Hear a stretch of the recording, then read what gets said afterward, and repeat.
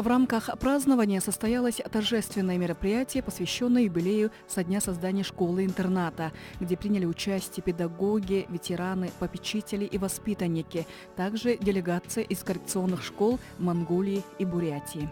Надо сказать, что сегодняшнее время нас диктует, требует, чтобы такие специальные школы были и развивались. В республике более 20 таких школ с интернатами, без интернатов. Разного направления школы есть.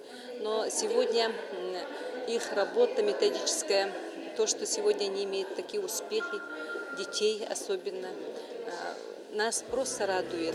Стоит отметить, что республиканская школа-интернат для детей-сирот и детей, оставшихся без попечения родителей, входит в число 100 лучших школ России, 100 лучших предприятий и организаций России, становилась лучшим коррекционным учреждением. Наша школа-интернат является единственной республиканской школой. Есть улусные, городские школы для детей с умственной отсталостью и интеллектуальными нарушениями. Наша школа является базовой школой.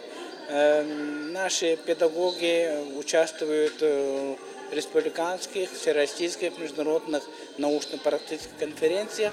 Республиканская общественная организация «Эйге» вот уже 3-й год сотрудничает с коррекционной школой. Члены организации проводят различные мероприятия, оказывают спонсорскую помощь. 7 бабушек из «Эйге», с ними сотрудничаем. Мы часто проводим мероприятия, на природу выходим, организуем разные конкурсы, участвуем во многих мероприятиях и оказываем спонсорскую помощь.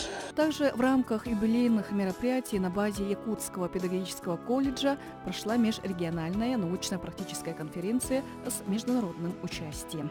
Наталья Колесова, Дмитрий Сергучев. Новый день.